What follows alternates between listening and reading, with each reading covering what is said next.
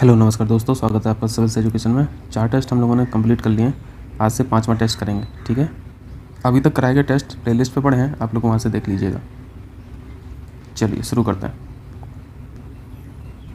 पहला क्वेश्चन देखिए, यहाँ पे टॉर्टोइज और टर्टल्स के बारे में डिफरेंस पूछा है। ये कुछ इसी तरीके का क्वेश्चन है जैसे चीता, टाइगर और लेपर्ड में डिफरेंस पूछा जाता है। पहली चीज़ तो कछुओं के बारे में हम लोगों को एक चीज़ सीखना है कि चाहे टॉर्टोइज हो या फिर वो टर्टल हो, दोनों ही पानी और ज़मीन पर रह सकते हैं। बस फ़र्क हम लोग को इतना सीखना है कि जो कछुआ पानी में रह रहा है उसे टर्टल बोल रहे हैं, और जो कछुआ ज़मीन पर रहता है उसे टॉर्टोइज बोला जाता है। आइए इसको इमेज पे देखिए, तब आपको क्लियर होगा। आपको ये पहली इमेज दिख रही है ऊपर वाली, ये टर्टल है, और नीचे वाली इमेज ये टॉर्टोइज है। यहाँ पे पहले सिमिलरिटी की बात कर रहे हैं। सिमिलरिटी में आपको खोल दिख रहा है, ऊपर का कवच दिख रहा है, जो दोनों में कॉमन है। इसी खोल में ये फिन्स अपने अंदर कर लेते हैं, या फिर अगर पैर हैं तो वो अंदर कर लेते हैं। टर्टल में आप देख रहे होंगे इनके पैर नहीं है, पैर की जगह फिन्स हैं, आगे भी हैं पीछे भी हैं। जबकि टॉर्टोइज में यहाँ पे फिन्स नहीं होके पैर हैं, और इनके क्लॉज भी हैं, यानी आप नाखून भी देख सकते हैं। मैं आपको यहाँ पे जूम करके दिखा दे रहा हूँ तो आपको क्लियर हो जाएगा। यहाँ पे इनके क्लॉज भी देख सकते हैं, देख रहे हैं ना। मेरा पॉइंट आप लोग बताइए, क्योंकि टर्टल के पास फिन्स हैं तो ज़्यादातर इस समय अपना पानी में बिताता है। अब इस समुद्र में रहेगा तो ये सर्वाहारी रहेगा या फिर शाकाहारी रहेगा। पॉसिबिलिटी किस चीज़ की है? पॉसिबिलिटी सर्वाहारी की है। समुद्र में इसको सब कुछ शाकाहारी खाने को नहीं मिल रहा है। वहाँ पे जू प्लैंकटन खाता होगा, छोटी मछलियाँ खाता होगा, केकड़े वगैरह खा लेता होगा, स्टारफिश वगैरह खा लेता होगा। इससे हम लोगों ने सीखा कि जो टर्टल हैं वो सर्वाहारी हैं, क्लियर है, और जो टॉर्टोइज हैं ये शाकाहारी होते हैं। पहला पॉइंट पढ़िए, टॉर्टोइज जलीय जीव हैं, ये तो गलत है। दूसरा पॉइंट है टर्टल्स सर्वाहारी होते हैं, ये बिल्कुल करेक्ट है। जलीय जीव टर्टल है, ना कि टॉर्टोइज। सही बताना था, यहाँ पे भी ऑप्शन करेक्ट हो जाएगा। सेकंड क्वेश्चन कीजिए, भारत में किस राज्य में एशियाई हाथियों की संख्या सर्वाधिक है? भारत में टोटल हाथियों की संख्या 29,964 है। पहली चीज़, इनमें से सबसे ज़्यादा कर्नाटक में रहते हैं, इसके बाद असम में रहते हैं, देन आफ्टर केरल में रहते हैं। अब केरल में कितनी संख्या है, असम में कितनी संख्या है, ये इंपॉर्टेंट नहीं है, लेकिन मोटा मोटा इस फिगर को याद रखें कि लगभग 30,000 हाथी हैं बस इंडिया में। तो यहाँ पे आंसर कौन सा हो जाएगा? सी ऑप्शन करेक्ट हो जाएगा। चलिए तीसरा क्वेश्चन कीजिए, मैचिंग कराना है, आसान सा क्वेश्चन है। अंगूर की खेती को विटीकल्चर बोलते हैं, ये सही मैच है। जैतून की कृषि को ओलिविकल्चर बोलते हैं, ये भी करेक्ट मैच है। केंचुआ पालन को सेरीकल्चर नहीं बोलते हैं, वर्मीकल्चर बोला जाता है, सी पॉइंट गलत है। फूलों की कृषि फ्लोरिकल्चर, ये सही मैच है। सेरीकल्चर किस कृषि को बोला जाता है? शहतूत की कृषि को, इम्पोर्टेंट है, ठीक है। चलिए फोर्थ देखिए, कला संस्कृति विकास योजना के अंतर्गत निम्नलिखित में से किस धार्मिक संस्कृति को आर्थिक सहायता दी जाएगी? मिनिस्ट्री ऑफ कल्चर के द्वारा इस योजना को लाया गया। पर्पज क्या है? फाइनेंशियल असिस्टेंस प्रोवाइड करना, किसको? बुद्धिस्ट और तिब्बतियन आर्ट एंड कल्चर को। कला संस्कृति विकास योजना हो जाएगा, तो यहाँ पे सी ऑप्शन करेक्ट हो जाएगा। ये कितना अच्छा इनिशिएटिव है इंडिया के द्वारा कि तिब्बतियन का जो आर्ट एंड कल्चर है हम लोग उसको भी प्रमोट कर रहे हैं, उनके डेवलपमेंट के लिए भी वित्तीय सहायता दे रहे हैं। इस चीज़ को बोला जाता है सेकुलर। अगर किसी धर्म में बेहतरीन चीज़ें हैं तो उनको प्रमोट करना ही चाहिए। आइए पाँचवा देखिए, मानव अधिकार दिवस 2021 की थीम क्या है?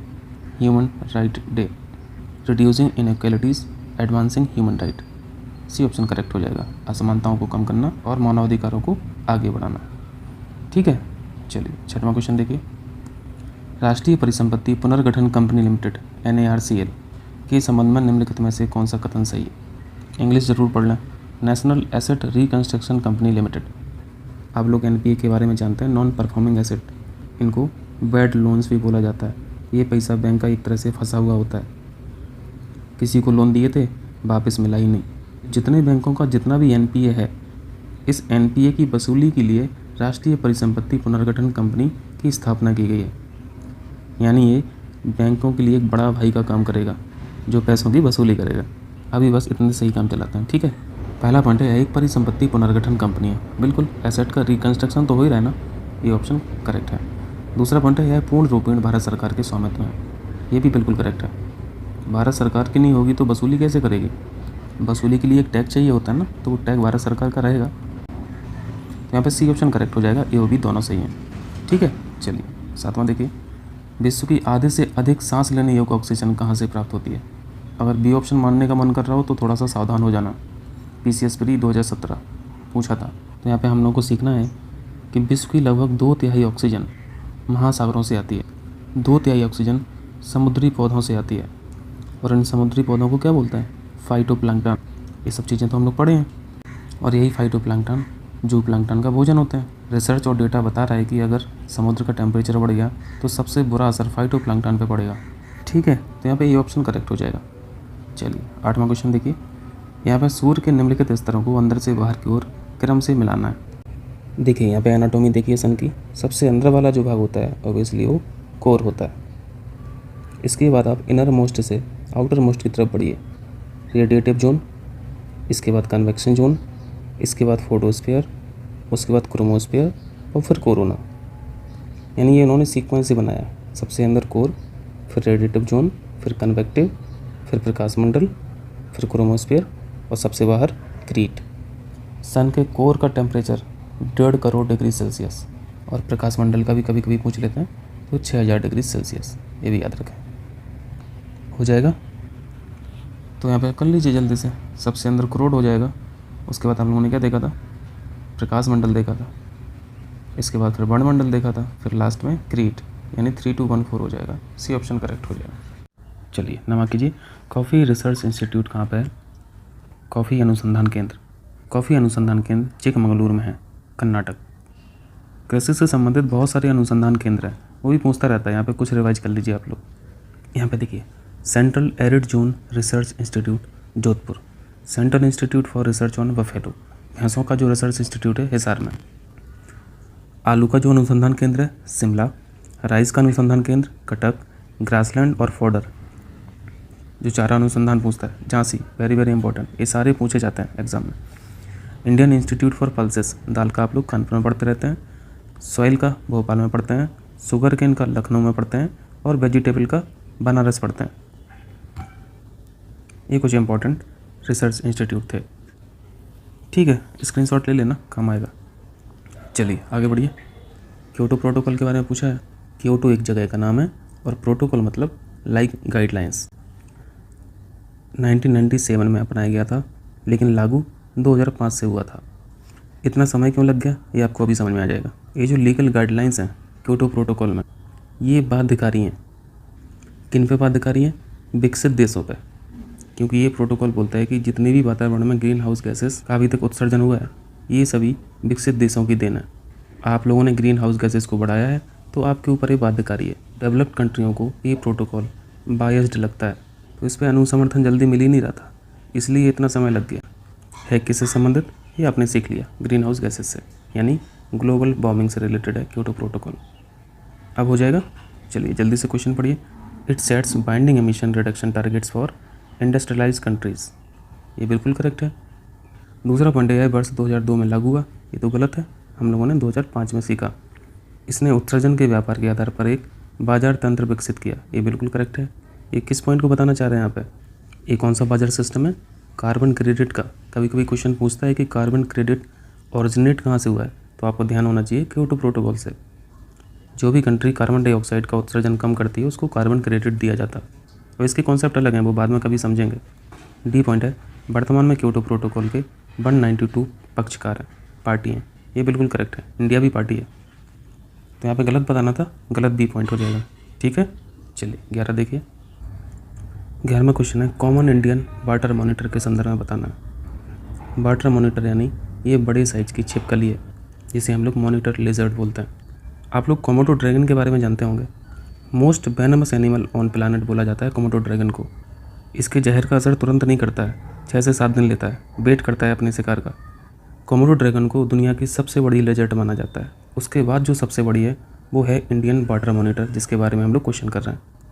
ये है वाटर मॉनिटर। बहुत ज़्यादा इलीगल शिकार हो रहा है इन सभी का, इसलिए न्यूज़ में है। और भारत में इतने महानुभाव हैं कि आपने अभी रिसेंट न्यूज़ में देखा होगा कि एक लिजर्ड के साथ रेप भी कर दिया। महाराष्ट्र की न्यूज़ थी, सह्याद्री नेशनल पार्क की। इनके बारे में एक खास बात और जानना है जिनके कारण ये चर्चा में है। एक पौधे का नाम है हत्ता जोड़ी, जिसे अंग्रेजी में टाइगर क्लॉ भी बोलते हैं, जिसका उपयोग आयुर्वेद चिकित्सा में होता है। और ये जल्दी मिलता नहीं है, ये बहुत महंगा आता है, बहुत कॉस्टली होता है। और कुदरत का काम देखिए, इन छिपकलियों का जो प्रजनन अंग है, रिप्रोडक्टिव ऑर्गन है, इनके प्रजनन अंग की संरचना बिल्कुल हत्था जोड़ी पौधे की तरह है, जिसकी मार्केट में बहुत वैल्यू है।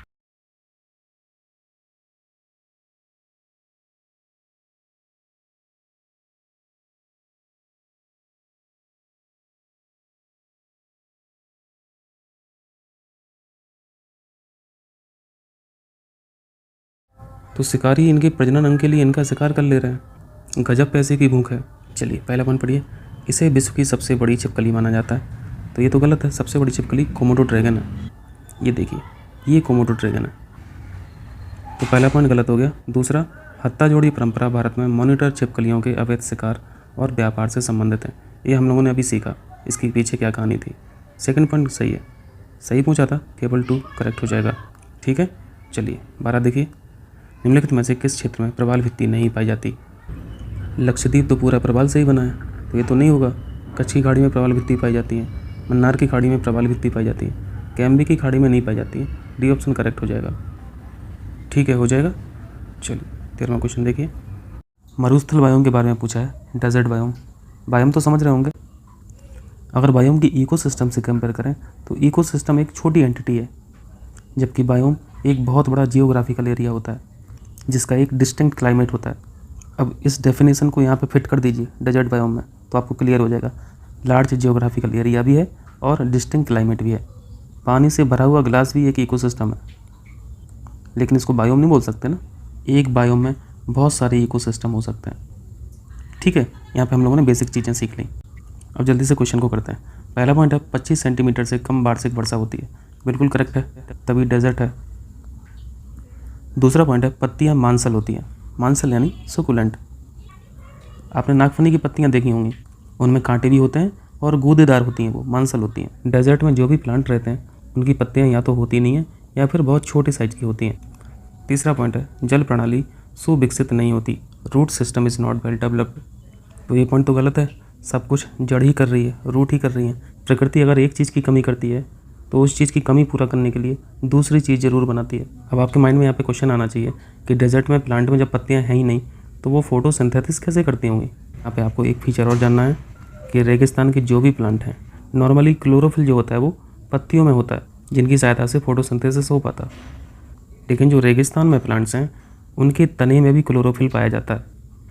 तो ये कितनी बेहतरीन चीज़ है सर्वाइव करने के लिए।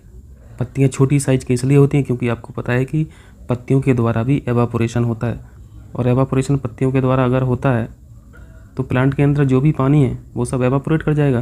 तन में तो ऑलरेडी पानी की कमी है, इसलिए वहाँ की पत्तियाँ छोटी हैं ताकि एवापोरेशन कम से कम हो। ठीक है, तो यहाँ पे तीसरा पॉइंट गलत है। रूट सिस्टम वेल डेवलप होता है रेगिस्तान प्लांट्स में। तो यहाँ पे हम लोगों ने कौन कौन से पॉइंट सही देख लिए। पहला पॉइंट करेक्ट है, सेकंड पॉइंट करेक्ट है, तीसरा गलत है। सही बताना था, ए ऑप्शन करेक्ट हो जाएगा। समझ आया। चलिए 14 देखिए। मैरियम वेबस्टर द्वारा किस शब्द को 2021 का वर्ड ऑफ द ईयर चुना गया? मैरियम वेबस्टर एक डिक्शनरी का नाम है। वैक्सीन शब्द को 2021 का वर्ड ऑफ द ईयर चुना गया। ध्यान रखना, बट मैरियम वेबस्टर के द्वारा है, क्योंकि बहुत सारी डिक्शनरी हैं जो अपना अपना शब्द बताती हैं। ठीक है, चलिए 15 कीजिए। अफगानिस्तान में बढ़ते आर्थिक संकट को दूर करने के लिए ह्यूमैनिटेरियन ट्रस्ट फंड की स्थापना किसके तहत की गई है? ये इनिशिएटिव OIC का है, ऑर्गेनाइजेशन ऑफ इस्लामिक कोऑपरेशन। इस संगठन का एक अपना बैंक भी है, इस्लामिक डेवलपमेंट बैंक। इस डेवलपमेंट बैंक के तहत इस फंड की स्थापना की गई है। ठीक है, तो यहाँ पे ये ऑप्शन करेक्ट हो जाएगा। ह्यूमैनिटेरियन सिचुएशन इन अफगानिस्तान किसका इनिशिएटिव है? OIC का। चलिए बढ़िया इनिशिएटिव है, अगर तरक्की होती है तो ठीक है। 16 कीजिए। मैत्री दिवस इनमें से किस उपलक्ष्य में मनाया जाता है? यहाँ पे देखिए, मैत्री शब्द कंफ्यूज करता है बार बार। मैत्री के नाम से अभ्यास भी है, मित्र शक्ति भी है और मैत्री एक्सप्रेस भी है, और इसके साथ साथ मैत्री बांध भी है। तो ध्यान रखें, मैत्री एक्सरसाइज जो होती है वो इंडिया और थाईलैंड के बीच होती है। मित्र शक्ति जो ऑपरेशन है वो इंडिया और श्रीलंका के मध्य होता है। क्लियर है। और मैत्री एक्सप्रेस ये बांग्लादेश के लिए एक्सप्रेस है। मैत्री बांध अफगानिस्तान में बनाया गया एक डैम है। तो यहाँ पे ध्यान रखना, मैत्री दिवस जो है वो भारत और बांग्लादेश मैत्री दिवस के उपलक्ष्य में मनाया गया। भारत और बांग्लादेश की दोस्ती के उपलक्ष्य में मनाया गया।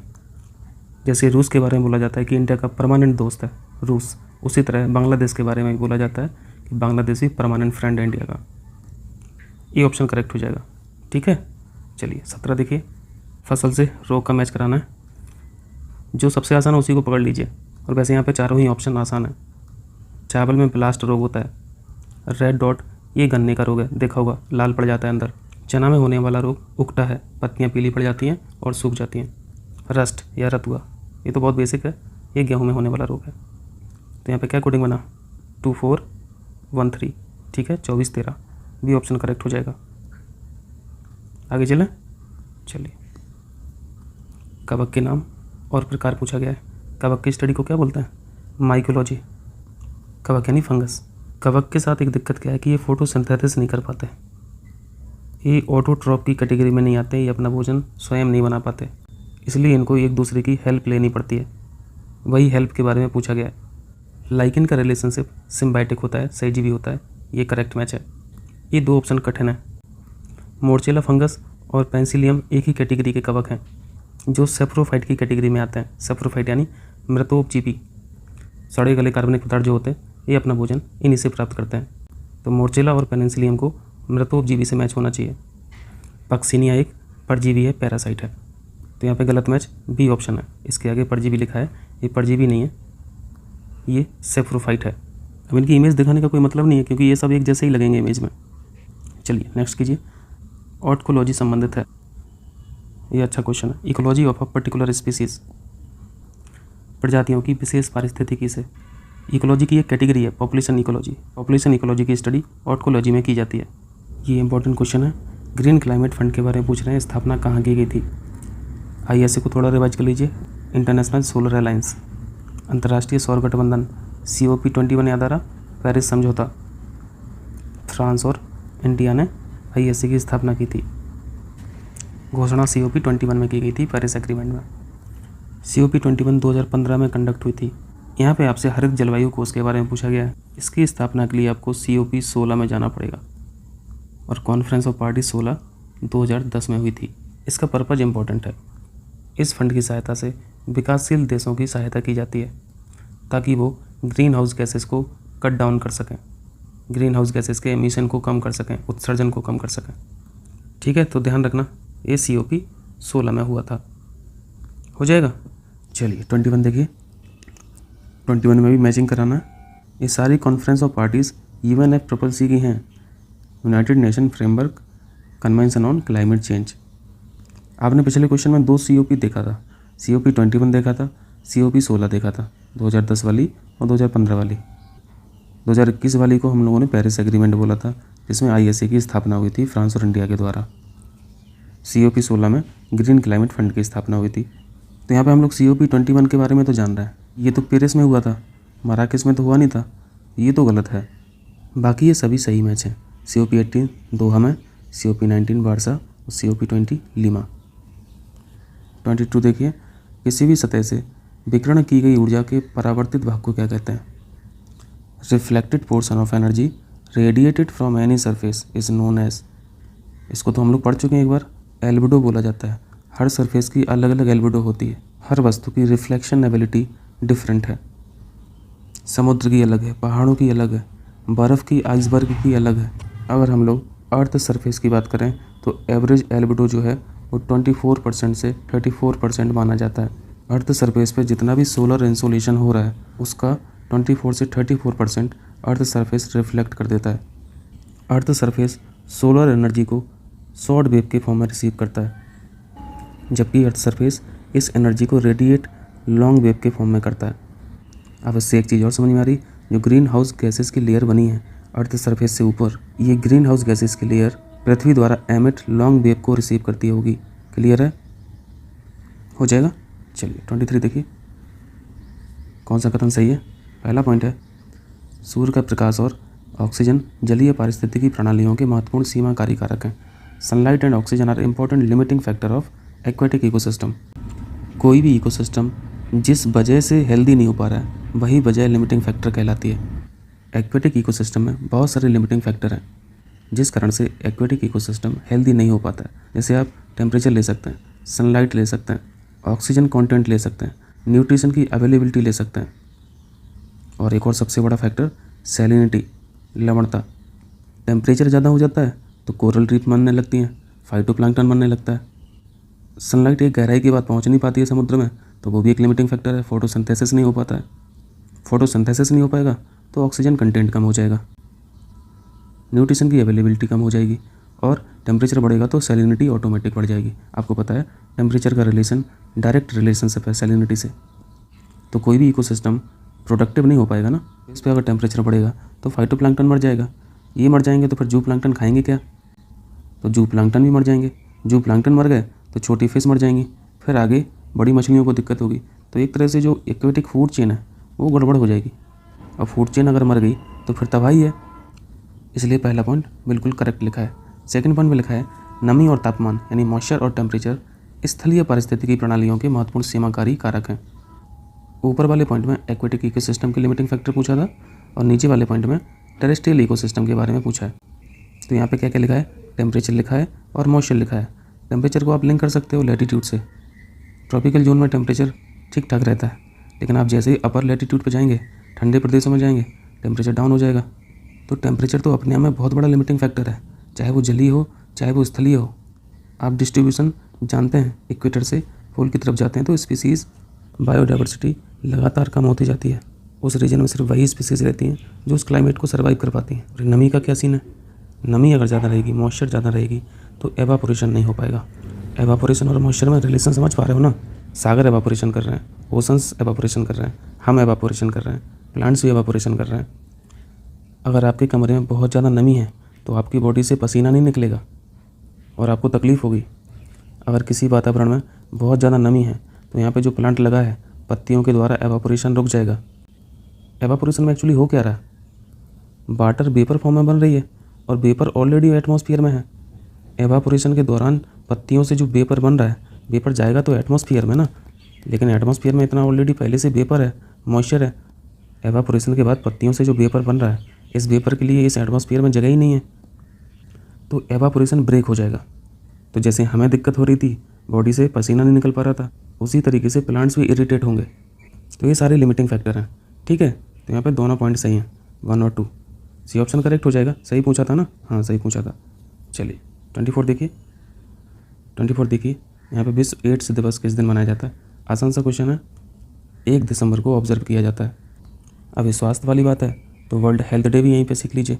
आप लोगों को पता होगा 7 अप्रैल को वर्ल्ड हेल्थ डे ऑब्जर्व किया जाता है, विश्व स्वास्थ्य दिवस, ठीक है।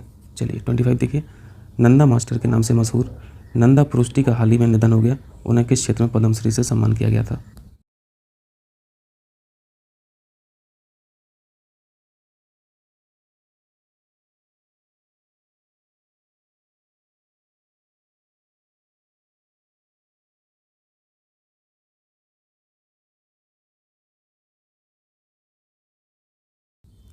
ये 104 साल के थे, 104 वर्ष के थे। Education and social service, B option correct हो जाएगा।